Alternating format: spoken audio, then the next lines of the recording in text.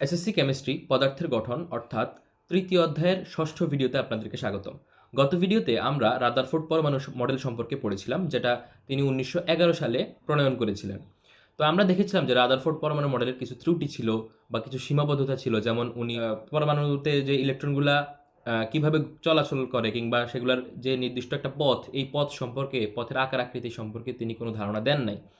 তো এই রাদারফোর্ড পরমাণু মডেলের সীমাবদ্ধতাগুলোকে সংশোধন করেই রাদারফোর্ডেরই একজন স্টুডেন্ট বিজ্ঞানী নিলস বোর 1913 সালে উনি আরেকটি পরমাণু মডেল প্রণয়ন করেন, যেটাকে আমরা বোর পরমাণু মডেল সম্পর্কে হিসেবে জানি, এবং এই বোর পরমাণু মডেল নিয়ে আমরা আমাদের আজকের ক্লাসে পড়াশোনা করব। তো আমরা দেখেছিলাম যে রাদারফোর্ড বলেছিলেন যে সৌরজগতে সূর্যকে কেন্দ্র করে গ্রহগুলো যেভাবে ঘূর্ণায়মান থাকে, একই রকমভাবে নিউক্লিয়াসকে কেন্দ্র করে ইলেকট্রনগুলো তার চারপাশে একই রকমভাবে ঘোরাফেরা করে। কিন্তু এই যে নির্দিষ্ট কক্ষপথে যেগুলো ঘোরাফেরা করে, এগুলোর আকার আকৃতি সম্পর্কে তিনি কোনো ধারণা দেন নাই। কিন্তু বিজ্ঞানী নিলস বোর তিনি এই বিষয়টাকে আরেকটু ঠিকভাবে উপস্থাপন করেছিলেন। তিনি বলেছিলেন যে নিউক্লিয়াসকে কেন্দ্র করে ঘূর্ণায়মান ইলেকট্রন ইচ্ছামতো না ঘুরে কতগুলো নির্দিষ্ট ব্যাসার্ধের বৃত্তাকার কক্ষপথে ঘুরে। অর্থাৎ তিনি এখানে দুইটা বিষয়ের উপর জোর দিয়েছেন, একটা নির্দিষ্ট ব্যাসার্ধ ইচ্ছামতো ঘুরবে না, এবং নির্দিষ্ট ব্যাসার্ধের কক্ষপথে ঘুরবে, এবং কক্ষপথগুলো অবশ্যই কি হবে, বৃত্তাকার হবে, যেগুলোকে উনি নামকরণ করেন প্রধান শক্তিস্তর হিসেবে, অথবা আমরা এটাকে বলতে পারি কক্ষপথ, অথবা বলা যায় শেল, ইংলিশে বলা যায় শেল, অথবা অরবিট বলা যায়, বা স্থির কক্ষপথও বলা যায়। তো এই যে কক্ষপথগুলো বা অরবিটগুলো, ইনি এই কক্ষপথগুলোকে উনি এন দ্বারা প্রকাশ করেন। অর্থাৎ আমরা যদি এন এর মান কখনো 1 দেখি, তখন আমরা বুঝে নিব যেটা প্রথম কক্ষপথ। এই যে মাঝখানে নিউক্লিয়াসের চারপাশে হলো আমাদের কক্ষপথগুলো। তো মাঝখানে আমরা যদি প্রথম কক্ষপথ বলি, প্রথম কক্ষপথে এন এর মান হবে 1। যদি দ্বিতীয় কক্ষপথের কথা বলি, দ্বিতীয় কক্ষপথে আমাদের এন এর মান হবে 2। তৃতীয় কক্ষপথে এন এর মান হবে 3, এবং চতুর্থ কক্ষপথে আমাদের এন এর মান হবে 4। আচ্ছা, এখানে আরেকটি বিষয়, এন এর মান যখন 1 হয় তখন এটাকে কে শেল দ্বারা প্রকাশ করা হয়, এটাকে তখন কে বলা হয়। এন এর মান যদি 2 হয় তখন এটাকে এল বলা হয়। এন এর মান যখন 3 হয় তখন এটাকে এম বলা হয়, এবং এন এর মান যখন 4 তখন এটাকে এন বলা হয়। অর্থাৎ কে এল এম এন শেল আমরা পাই এন এর মান যখন 1 2 3 4 হয়। তো এটিই ছিল আমাদের বোর পরমাণু মডেলের প্রথম স্বীকার্য। তো এখানে আরেকটা কথা বলে রাখি, আমরা অনেকেই মনে করি যে পরমাণু কেমন, মাঝখানে নিউক্লিয়াসটা থাকে, তার চারপাশে মনে হয় ইলেকট্রনগুলা এভাবে কক্ষপথে ঘোরাফেরা করে। আসলে বিষয়টা এরকম 2D না, বিষয়টা 3D। আমি যদি আগের পেজে একটু যাই, তো এখানে বিষয়টা একটু সুন্দরভাবে দেখা যায় যে এই যে মাঝখানে হলো নিউক্লিয়াস থাকে। তো এই মাঝখানে যে নিউক্লিয়াসটা, এটা কোনো ফ্ল্যাট সারফেস না, এইটা ফুটবলের মতো, মানে গোলক, এরকম একটা গোলক। তার চারপাশে ইলেকট্রনগুলো যে সবসময় এভাবে ঘোরাফেরা করবে বিষয়টা এমন না। ইলেকট্রনগুলা এভাবে ঘোরাফেরা করতে পারে, মানে তাকে আবর্তন করে এভাবে ঘোরাফেরা করতে পারে, চাইলে এভাবে ঘোরাফেরা করতে পারে, এভাবেও ঘোরাফেরা করতে পারে, নানানভাবে ঘোরাফেরা করতে পারে। এই যে আমরা কয়েকটা কক্ষপথ এখানে দেখাইছি, 3D মূলত কক্ষপথগুলো এখানে। তো আমরা যদি এবার আমাদের দ্বিতীয় স্বীকার্যে চলে আসি, তো এখানে দ্বিতীয় স্বীকার্যে বলা হয়েছে যে কোনো শক্তি স্তরে ইলেকট্রনের কৌণিক ভরবেগ সম্পর্কে বলা হয়েছে, এবং কৌণিক ভরবেগটা কি হবে? কৌণিক ভরবেগ হলো mvr। এই mvrটা হবে nh/2π এর সমান। কৌণিক ভরবেগকে mvr দ্বারা প্রকাশ করা হয়, মূলত কৌণিক ভরবেগকে l দ্বারা প্রকাশ করা হয়। তো আমরা লিখতে পারি l মানে কৌণিক ভরবেগ ইকুয়াল টু mvr, mvrও কৌণিক ভরবেগ ইকুয়াল টু nh/2π। এখন এই যে এখানে mvr, কৌণিক ভরবেগকে যে আমরা mvr দ্বারা প্রকাশ করতেছি, অর্থাৎ m মানে হলো আমাদের কি, ইলেকট্রনের ভর, যেটার মান হলো 9.11 ইন্টু 10⁻31 কেজি। আমরা এসআই ইউনিটে নিব, তখন আমরা কেজিতে হিসাব করলে এটা 9.11 ইন্টু 10⁻31 আসবে। ভি মানে হলো ইলেকট্রনের বেগ, যে ইলেকট্রনটা ঘুরতেছে তার রৈখিক বেগ। ইলেকট্রনটা তো একটা বৃত্তাকার পথে ঘুরতেছে, তো এক্ষেত্রে আমরা ভি মানে হলো ইলেকট্রনের রৈখিক বেগটা। আর হলো কক্ষপথের ব্যাসার্ধ, অর্থাৎ এই যে মাঝখানে যে নিউক্লিয়াসটা আছে আর এই যে আমাদের চারপাশে যে কক্ষপথগুলো আছে, এই কক্ষপথগুলোর যে ব্যাসার্ধ, এই ব্যাসার্ধই হলো আমাদের আর। আর এন হলো কি, এন সম্পর্কে আমরা প্রথম স্বীকার্যেই জেনেছি যে এন হলো প্রধান শক্তিস্তর, বা এটাকে কোয়ান্টাম সংখ্যাও বলা হয়। কোয়ান্টাম সংখ্যা বা এটা কততম শক্তিস্তর সেটাকে প্রকাশ করা হলো এন। আর এইচ হলো প্ল্যাঙ্কের ধ্রুবক। তো এই মানটা নির্দিষ্ট, এটা যেহেতু একটা ধ্রুবক বা কনস্ট্যান্ট, এটার মান হলো 6.626 ইন্টু 10⁻34 জুল সেকেন্ড। আর পাইয়ের মান আমরা সবাই জানি, যেটার মান হলো 3.1416। এখন আমরা একটু চলো বোঝার চেষ্টা করি যে কৌণিক ভরবেগ অর্থাৎ এমভিআর, এই কৌণিক ভরবেগটা আসলে কি। তো কৌণিক ভরবেগ বিষয়টা যদি বুঝতে হয় আমাদের, তাহলে আমাদের প্রথমে বুঝতে হবে যে ভরবেগ কি। আর ভরবেগ বুঝতে হলে আমাদের প্রথমেই বুঝতে হবে যে বেগ আসলে কি। তা আমরা ধরি যে আমাদের কাছে একটা নির্দিষ্ট পরিমাণ পথ আছে, একটা একটা সরল রেখা বা একটা রৈখিক পথ। তো এই পথে এখানে একটা বস্তু আছে, এই বস্তুটা আমরা ধরলাম যে এই পথের পরিমাণ হলো 10 মিটার। এটা 10 মিটারের একটা পথ। আর এই যে বস্তুটা, এই বস্তুটা এই পথের প্রথম থেকে শেষ পর্যন্ত ট্রাভেল করে। তো এই যে একদম শেষ পর্যন্ত আসলো, তার আসতে সময় লাগে 5 সেকেন্ড। তার আসতে 5 সেকেন্ড সময় লাগে। তো তার আসতে যদি এখানে 5 সেকেন্ড সময় লাগে, তাহলে আমরা বলতে পারি যে সে প্রতি সেকেন্ডে কতটুকু পথ অতিক্রম করে। সে প্রতি সেকেন্ডে অতিক্রম করে আমাদের 10/5, অর্থাৎ 2 মিটার করে। 2 মিটার প্রতি সেকেন্ডে, এই জন্য আমরা লিখতেছি 2 মিটার/সেকেন্ড। প্রতি সেকেন্ডে সে 2 মিটার করে পথ অতিক্রম করে। এই যে প্রতি সেকেন্ডে বা একক সময়ে কতটুকু দূরত্ব অতিক্রম করতেছে, এটাই হলো ভি বা বেগ। তাহলে আমরা বুঝতে পারছি যে বেগ হলো যে একটা বস্তু, একটা চলন্ত বস্তু প্রতি সেকেন্ডে কতটুকু পথ অতিক্রম করে, বা যদি স্পেসিফিকলি বলি কতটুকু সরণ ঘটায়, সেটাই হলো ওই বস্তুর বেগ। অর্থাৎ বেগের মানের মাধ্যমে কিন্তু আমরা বলতে পারি যে একটা বস্তু কত স্পিডে চলতেছে। তো আমরা আশা করি বেগ বুঝে গেছি। এখন এই বেগের সাথে যখন আমরা ভরকে গুণ দিব, অর্থাৎ আমরা জানি ভরকে হলো এম দ্বারা প্রকাশ করা হয় আর বেগকে হলো ভি দ্বারা প্রকাশ করা হয়। অর্থাৎ এই যে এম আর ভি এর গুণফল, অর্থাৎ ভর আর বেগের গুণফল, এই এম আর ভি এর গুণফলকে আমরা বলেই ভরবেগ। মূলত এম আর ভি এর যে গুণফল, এটাকে রৈখিক ভরবেগ বলা হয়। যেহেতু আমরা একটা আমাদের চলার পথটা সরল রৈখিক, তাই আমরা এই ভরবেগটাকে রৈখিক ভরবেগ হিসাবে জানি। এখন এই রৈখিক ভরবেগ কিন্তু আমরা চাইলে ফিল করতে পারি। আসলে রৈখিক ভরবেগটা আসলে কি, ভর আর বেগের গুণফল বলে দিলে আসলে এটা ফিল করা যায় না। তো আমি এখানে রৈখিক ভরবেগকে বোঝানোর জন্য একটা চিত্র এখানে দিয়ে রেখেছি। তো রৈখিক ভরবেগ আমরা আসলে কিভাবে ফিল করতে পারি। তো রৈখিক ভরবেগ আসলে ফিল করা যায় একটা চলন্ত বস্তুকে যদি তুমি থামাতে চাও, সেক্ষেত্রে তুমি কি পরিমাণ বাধা অনুভব করতেছো বা কি পরিমাণ ব্যথা অনুভব করতেছো, এটাই হলো মানে তোমার রৈখিক ভরবেগ তোমার ফিল করার একটা উপায়। যেমন ধরো আমি যদি একটা টেনিস বল নেই, এই টেনিস বলকে ধরলাম আমি তোমার দিকে 5 মিটার/সেকেন্ড বেগে ছুড়ে মারলাম। অর্থাৎ এই টেনিস বলটা এখন তোমার দিকে কিভাবে ধেয়ে আসতেছে, সেটা এমন স্পিডে ধেয়ে আসতেছে যে সেটা প্রতি সেকেন্ডে 5 মিটার করে পথ অতিক্রম করে করে তোমার কাছে আসতেছে। এখন তুমি যদি এই টেনিস বলটাকে যদি থামাতে চাও হাত দিয়ে, তাহলে তুমি এক প্রকারের ব্যথা অনুভব করবা। আর তোমার কাছে একটা গাড়ি আছে, এই গাড়িটাকেও ধরলাম যে আমি তোমার দিকে চালাই দিলাম।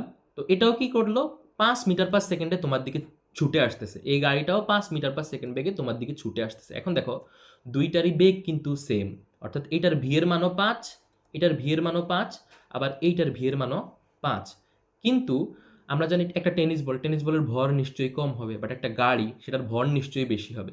তো একটু কল্পনা করো যে তুমি কোনটাকে বাধা মানে থামাতে বেশি ব্যথা অনুভব করবা বা তোমার বেশি কষ্ট হবে। অবশ্যই গাড়িটাকে থামাতে, একটা 5 মিটার/সেকেন্ড বেগে ধেয়ে আসা গাড়িকে থামাতে অবশ্যই তোমার কষ্ট বেশি হবে। এই যে তোমার কষ্ট বেশি হচ্ছে, এটা কেন বেশি হচ্ছে?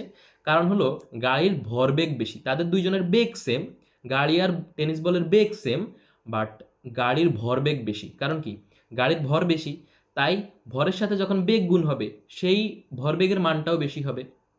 তো এই ভরবেগের মান বেশি হতেই কিন্তু কি তুমি গাড়িটাকে থামাতে বেশি ব্যথা অনুভব করো। আচ্ছা, এইটা হলো রৈখিক ভরবেগ। এখন কৌণিক ভরবেগটা আমরা কিভাবে বুঝতে পারি?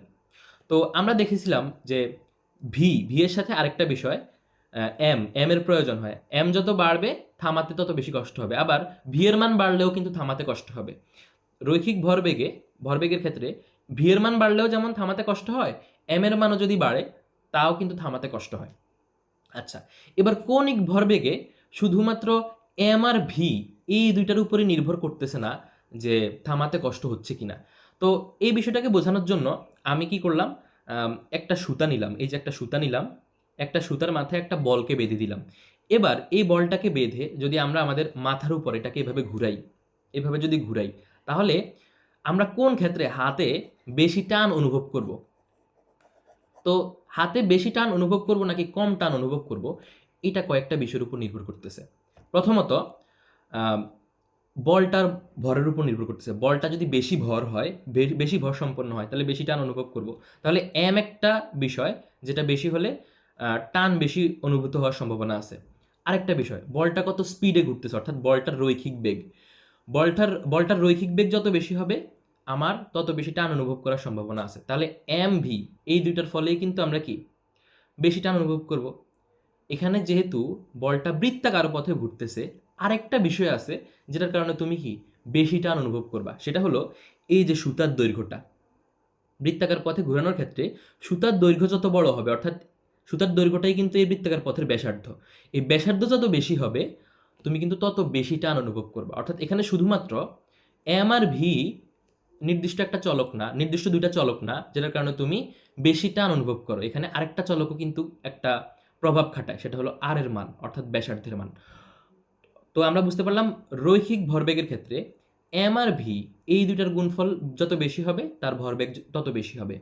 আর কৌণিক ভরবেগের ক্ষেত্রে এম ভি এবং আর, এই তিনটার গুণফল যত বেশি হবে আমরা তত বেশি টান অনুভব করব, অর্থাৎ আমাদের কৌণিক ভরবেগ সেটাও তত বেশি হবে। আচ্ছা, এখানে আরেকটা বিষয় বলে রাখি, সেটা হলো কৌণিক বেগ আর রৈখিক বেগ কিন্তু এক জিনিস না। রৈখিক বেগ কি জিনিস আর কৌণিক বেগ কি জিনিস সেটা আমি একটু বুঝিয়ে দেই। রৈখিক বেগ কি জিনিস এটা প্রথমে বুঝতে হবে। রৈখিক বেগ তো আমরা বুঝেই গেছি যে একটা বস্তু যখন সরল পথে চলে, মানে সরল রেখা বরাবর চলে, তখন সেটা প্রতি সেকেন্ডে কি পরিমাণ দূরত্ব অতিক্রম করে, সেটাই হলো তার রৈখিক বেগ। তাহলে কৌণিক বেগ কি জিনিস? কৌণিক কৌণিক কথাটা থাকবে মানে হলো বৃত্তাকার পথে ঘুরতেছে। তো ধরলাম একটা বস্তু বৃত্তাকার পথে ঘুরতেছে, এখন এই বস্তুটা প্রথমে এই বরাবর ছিল, প্রথমে এখানে ছিল। তো আমরা দেখলাম যে 2 সেকেন্ডে এটা ঘুরে এই বস্তুটা এখানে চলে আসছে। তো 2 সেকেন্ডে কি হলো, আমার বস্তুটা এখানে ছিল, এখান থেকে এটা এখানে চলে আসলো। এখন 2 সেকেন্ডে সে কতটুকু কোণ অতিক্রম করেছে? 2 সেকেন্ডে ধরলাম সে 30 ডিগ্রি কোণ অতিক্রম করেছে। এই যে সে প্রতি সেকেন্ডে 30 ডিগ্রি করে অতিক্রম করতেছে, এটাই হলো কৌণিক বেগ। তাহলে রৈখিক বেগ হলো প্রতি সেকেন্ডে কি পরিমাণ পথ অতিক্রম করতেছে, কি পরিমাণ দূরত্ব অতিক্রম করতেছে, সেটা হলো আমাদের রৈখিক বেগ। আর কৌণিক বেগ হলো প্রতি সেকেন্ডে কি পরিমাণে কোণ অতিক্রম করতেছে। তো আমরা দেখেছিলাম যে আমরা যদি ভি বের করতে চাই, তাহলে আমরা উপরে রাখি কাকে? আমাদের টোটাল অতিক্রান্ত দূরত্বকে, অর্থাৎ এস, আর নিচেতে রাখি আমরা আমাদের সময়কে, অর্থাৎ টি। এস হলো সরণ, টি হলো টাইম। তো আমরা ভি বের করতে পারি এস বাই টি এর মাধ্যমে। তাহলে একই রকমভাবে আমরা আমাদের যে কৌণিক বেগকে ওমেগা ওমেগা দ্বারা প্রকাশ করা হয়, এই ওমেগাকে আমরা লিখতে পারি থিটা বাই টি আকারে। অর্থাৎ প্রতি সেকেন্ডে অতিক্রান্ত কোণই হলো আমাদের কৌণিক বেগ। তাহলে আমরা বুঝলাম যে কৌণিক বেগ এক জিনিস, রৈখিক বেগ আরেক জিনিস, আবার কৌণিক ভরবেগ এক জিনিস, রৈখিক ভরবেগ আরেক জিনিস। তা আমরা আমাদের শিকার্যে আবার ফিরে যাই। তা আমরা দেখেছিলাম যে বোর পরমাণু মডেলের দ্বিতীয় শিকার্যে বলা হয়েছিল যে এই যে কোনো শক্তিস্তরে যে ইলেকট্রন বৃত্তাকার পথে ঘুরতেছে, এই ঘোরার ক্ষেত্রে ইলেকট্রনের যে কৌণিক ভরবেগ mvr, সেটা হবে nh বাই 2 পাই এর সমান। এখানে mvr, nh এবং পাই এই সবগুলোর পরিচয় নিয়ে কিন্তু আমরা ইতিমধ্যে আলোচনা করেছি। আচ্ছা, এবার আমরা চলে যাব আমাদের যে তৃতীয় শিকার্য সেখানে। তৃতীয় শিকার্যে বোর বলেছেন যে প্রধান শক্তি স্তরে ইলেকট্রন ঘোরার সময় শক্তি শোষণ বা বিকিরণ করে না। অর্থাৎ আমরা যদি বিষয়টা একটু এখানে আঁকার চেষ্টা করি, যে এটা হলো নিউক্লিয়াস, এর চারপাশে কক্ষপথ, কক্ষপথে ধরলাম একটা ইলেকট্রন ঘুরতেছে। তো কক্ষপথে একটা ইলেকট্রন ঘুরতেছে, এই যে একটা নির্দিষ্ট কক্ষপথে যখন ইলেকট্রন থাকে, একটা নির্দিষ্ট কক্ষপথে যখন ইলেকট্রন ঘোরাঘুরি করে, তখন সে কি করে না, কোনো শক্তি শোষণও করে না, আবার কোনো শক্তিকে বিকিরণও করে না, বা কোনো শক্তি ত্যাগও করে না। তবে ইলেকট্রন যদি এমন করে যে সে নিম্ন শক্তিস্তর থেকে উচ্চ শক্তিস্তরে যাচ্ছে, এখন আমরা নিম্ন শক্তিস্তর আর উচ্চ শক্তিস্তর কিভাবে বুঝবো? এই যে ক্ষেত্রে এন এর মান কম হবে, যেমন এই প্রথম শক্তিস্তরের ক্ষেত্রে এন এর মান হলো 1, দ্বিতীয় শক্তিস্তরের ক্ষেত্রে এন এর মান আমরা জানি যে 2। তো যেটার ক্ষেত্রে এন এর মান কম হবে ওটাই হলো নিম্ন শক্তিস্তর। তো আমরা বুঝলাম যে প্রথম শক্তিস্তরটা হলো নিম্ন শক্তিস্তর, তারপরে শক্তিস্তরটা হলো এর চেয়ে একটু উচ্চ শক্তিস্তর, তারপরেটা আরও উচ্চ শক্তিস্তর। তো এখানে বলা হয়েছে যে ইলেকট্রন যদি উচ্চ শক্তিস্তর থেকে নিম্ন শক্তিস্তরে আসে, অথবা নিম্ন শক্তিস্তর থেকে যদি উচ্চ শক্তিস্তরে যায়, সেই ক্ষেত্রে ইলেকট্রন কি করে? শক্তি শোষণ এবং বিকিরণ করে। তো কোন ক্ষেত্রে কোনটা করে? উচ্চ শক্তিস্তর থেকে যখন নিম্ন শক্তিস্তরে যায়, অর্থাৎ উচ্চ শক্তিস্তর থেকে যখন নিম্ন শক্তিস্তরে আসে তখন শক্তি বিকিরণ করে, শক্তি ছেড়ে দেয়। ঠিক আছে? আর যখন নিম্ন শক্তি স্তর থেকে উচ্চ শক্তি স্তরে যায়, এই যে নিম্ন শক্তি স্তর থেকে যখন উচ্চ শক্তি স্তরে যায় তখন সে শক্তিকে শোষণ করে। এই যে সে একটা নির্দিষ্ট শক্তি স্তর থেকে নিচে নামতেছে বা উপরে উঠতেছে, এই উপরে উঠা বা নিচে নামার ক্ষেত্রে সে কি করতেছে? শক্তি শোষণ বা বিকিরণ করতেছে। এই যে শক্তি শোষণ এবং বিকিরণের মানটা সেম হবে, অর্থাৎ সে দ্বিতীয় কক্ষপথ থেকে প্রথম কক্ষপথে আসতে যেই পরিমাণ শক্তি সে কি করবে? বিকিরণ করবে, প্রথম কক্ষপথ থেকে দ্বিতীয় কক্ষপথে যাইতেও ঠিক সেই সেম পরিমাণ শক্তিকেই সে শোষণ করবে। আর সেই শোষিত বা বিকিরিত শক্তির পরিমাণ ই হলো এইচ নিউ এর সমান। এটা কিন্তু ভি না, এটা হলো এইচ নিউ। নিউকে ভি এর মতো করে লেখা হয় না, বরং এটাকে একটু বাঁকায়ে লেখা হয় এইচ নিউ। তো আমরা এখানে পেলাম যে ই ইকুয়াল টু আমাদের এইচ নিউ। তো এই নিউ ইকুয়াল টু আবার লেখা যায় C by lambda, C by lambda. তাহলে আমরা লিখতে পারি যে E equal to H C by lambda. তো এখানে নিউর পরিচয় কি? নিউ হলো আমাদের শোষিত বা বিকিরিত শক্তির কম্পাঙ্ক, যে শক্তিটা সেই শক্তির কম্পাঙ্ক। ই হলো তো শক্তি, শক্তির পরিমাণটা, আর নিউ হলো কম্পাঙ্ক, আর সি হলো আমাদের আলোর বেগ। আলোর বেগ হলো 3 × 10⁸ মিটার পার সেকেন্ড, অর্থাৎ আলো কিন্তু অনেক স্পিডে চলে, সে প্রতি সেকেন্ডে 3 × 10⁸ মিটার পথ অতিক্রম করে। আচ্ছা, আর এই ল্যামডাটা কি? ল্যামডা হলো শোষিত বা বিকিরিত শক্তির তরঙ্গ দৈর্ঘ্য, ঠিক আছে। আর এইচ তো আমরা আগেই জানছি, এইচ হলো প্ল্যাঙ্কের ধ্রুবক, যেটার মান হলো 6.626 × 10⁻34 জুল সেকেন্ড। তো এখানে এই নিউ নামটা একটু আমি লিখে দেই। তো এটাই হলো আমাদের সেই নিউ সাইন। এই নিউ ইকুয়াল টু আমরা লিখতে পারি সি বাই ল্যামডা। ওকে, তো এবার আমরা বোর পরমাণু মডেলের সফলতাগুলো সম্পর্কে জানবো। আমরা জানি যে রাদারফোর্ডের পরমাণু মডেলে কিছু ত্রুটি ছিল বা কিছু সীমাবদ্ধতা ছিল। বোর পরমাণু মডেল মূলত অনেকটা রাদারফোর্ডের পরমাণু মডেলকে সংশোধন করেই তৈরি করা হয়েছে। তো সেই ক্ষেত্রে অবশ্যই বোর পরমাণু মডেলের কিছু সফলতা থাকবে। যেমন প্রথম সফলতাটা হলো শক্তিস্তরের আকার বৃত্তাকার বলা হয়েছে এই মডেলে। আমরা দেখেছিলাম যে রাদারফোর্ডের পরমাণু মডেলে কিন্তু এই কক্ষপথের আকার সম্পর্কে তেমন কোনো ধারণা দেওয়া হয় নাই, কিন্তু বোর এসে বিষয়টা ক্লিয়ার করে গেছেন যে শক্তিস্তরের আকার বৃত্তাকার। আচ্ছা, দ্বিতীয় যে সফলতাটা সেটা হলো পরমাণুর শক্তি শোষণ ও বিকিরণে পরমাণুর গঠনের পরিবর্তন সম্পর্কে বলা হয়েছে। অর্থাৎ শক্তি শোষণ বা বিকিরণ করলে আমাদের যে কি হয়, ইলেকট্রনগুলা নিম্ন শক্তি স্তর থেকে উচ্চ শক্তি স্তরে যায় কিংবা উচ্চ শক্তি স্তর থেকে নিম্ন শক্তি স্তরে আসে, এই ব্যাপারগুলাতে কিন্তু ব্যাপারগুলা সম্পর্কে কিন্তু বোর পরমাণু মডেলে বলা হয়েছে। আচ্ছা, তৃতীয় যে বিষয়টা সেটা হলো এক ইলেকট্রন বিশিষ্ট পরমাণু হাইড্রোজেনের বর্ণালী ব্যাখ্যা করা যায়। বর্ণালী মানে কি? এই যে ইলেকট্রনটা যখন কি করতেছে, উচ্চ শক্তি স্তর থেকে নিম্ন শক্তি স্তরে আসতেছে, তখন সে শক্তি বিকিরণ করতেছে। এই বিকিরণ করা মানে হলো সে এক প্রকারের আলো নির্গত করতেছে, এক প্রকারের আলোক শক্তি নির্গত করতেছে। তো এই যে আলো নির্গত করতেছে তখন এক প্রকারের রং দেখা যায় বা বর্ণালী দেখা যায়, বর্ণালী রেখা দেখা যায়। তো বোর পরমাণু মডেল দ্বারা আমরা এক ইলেকট্রন বিশিষ্ট পরমাণু যেমন হাইড্রোজেনের এই বর্ণালী রেখা ব্যাখ্যা করতে পারবো। তো বোর পরমাণু মডেল রাদারফোর্ডের পরমাণু মডেলের অনেকগুলো ত্রুটিকে সংশোধন করে দিলেও বোর পরমাণু মডেলেও দেখা গেছে যে বিভিন্ন ত্রুটি ছিল বা কিছু সীমাবদ্ধতা ছিল। যেমন প্রথম, একাধিক ইলেকট্রন বিশিষ্ট পরমাণুর পারমাণবিক বর্ণালী এটার মাধ্যমে আমরা ব্যাখ্যা করতে পারবো না। আমরা একটু আগেই জেনেছি যে এটা শুধুমাত্র এর দ্বারা কি করা যায়, এক ইলেকট্রন বিশিষ্ট যেসব পরমাণু অর্থাৎ যেমন হাইড্রোজেন, এগুলার কি করা যায়, পরমাণুর যে পারমাণবিক বর্ণালী বা আলো এইটা সম্পর্কে ব্যাখ্যা করা যায়। কিন্তু একাধিক ইলেকট্রন যেসব পরমাণুতে আছে যেমন হিলিয়াম, লিথিয়াম, এই যে একাধিক ইলেকট্রন বিশিষ্ট পরমাণু, এগুলোতে পারমাণবিক বর্ণালী কেমন হবে এই ব্যাপারে কিন্তু তিনি কোনো ধারণা দিয়ে যেতে পারেন নাই। দ্বিতীয় যে সীমাবদ্ধতা সেটা হলো এই মডেল মতে এক শক্তিস্তর থেকে অন্য শক্তিস্তরে ইলেকট্রন যাওয়ার সময় পারমাণবিক বর্ণালীতে একটি রেখা পাওয়ার কথা, কিন্তু শক্তিশালী যন্ত্র দিয়ে পরীক্ষা করলে দেখা যায় প্রতিটি রেখা অনেকগুলো ক্ষুদ্র রেখার সমষ্টি। এর কারণ এই মডেলে বর্ণিত নয়। আমরা কিছুক্ষণ আগে দেখেছি যে বোর পরমাণু মডেলে বলা হয়েছে যে ইলেকট্রনগুলো যখন উচ্চ শক্তিস্তর থেকে নিম্ন শক্তিস্তরে আসে তখন ইলেকট্রনগুলো শক্তি বিকিরণ করে। কিভাবে শক্তি বিকিরণ করে? সে এক প্রকার আলোর মাধ্যমে শক্তি বিকিরণ করে, অর্থাৎ এক প্রকারের বর্ণালী সে দেখায়। তো যেহেতু এটা এক ইলেকট্রন বিশিষ্ট পরমাণুর জন্য ব্যাখ্যা করা হয়েছে, তো সেই অনুযায়ী যখন একটা ইলেকট্রন উপর থেকে নিচে আসতেছে তখন একটা মাত্র বর্ণালী রেখা পাবার কথা, কিন্তু পরবর্তীতে যখন শক্তিশালী অণুবীক্ষণ যন্ত্র আবিষ্কার হয়েছে তখন দেখা যায় যে কি এই রেখাটা আসলে একটা রেখা না, বরং এই রেখাটা অনেকগুলা ক্ষুদ্র ক্ষুদ্র রেখার সমষ্টির মাধ্যমে তৈরি হয়েছে। তো এই কারণটা কিন্তু আমাদের বোর পরমাণু মডেলে নিলস বোর ব্যাখ্যা করে যেতে পারেন নাই, যে কেন আসলে অনেকগুলা ক্ষুদ্র রেখা দ্বারা একটা রেখা তৈরি হয়। তৃতীয় যে সীমাবদ্ধতা সেটা হলো এ মডেল মতে পরমাণুতে শুধুমাত্র বৃত্তাকার কক্ষপথ বিদ্যমান বলা হয়েছে। পরে প্রমাণিত হয়েছে যে ইলেকট্রন উপবৃত্তাকার কক্ষপথেও ঘুরে। তো আমরা জানি যে নিলস বোর বলে গিয়েছেন যে ইলেকট্রনগুলা বৃত্তাকার কক্ষপথে ঘুরে। তো বৃত্তাকার কক্ষপথ হলো অনেকটা এই শেপের, কিন্তু পরবর্তীতে দেখা গেছে যে এই যে কক্ষপথগুলো এগুলো শুধুমাত্র যে বৃত্তাকার হয় বিষয়টা এমন না, এগুলো এরকম উপবৃত্তাকার হইতে পারে।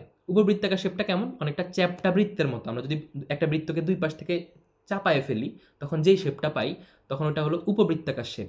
তো শুধুমাত্র বৃত্তাকার শেপ পাওয়া যায় না, বরং উপবৃত্তাকার শেপেও কিন্তু আমরা পরবর্তীতে প্রমাণিত হয়েছে যে কক্ষপথ রয়েছে, যে উপবৃত্তাকার শেপের কক্ষপথ রয়েছে, যেটা পরবর্তীতে প্রমাণিত হয়েছে।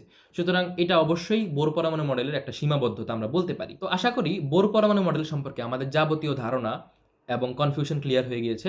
ধন্যবাদ সবাইকে।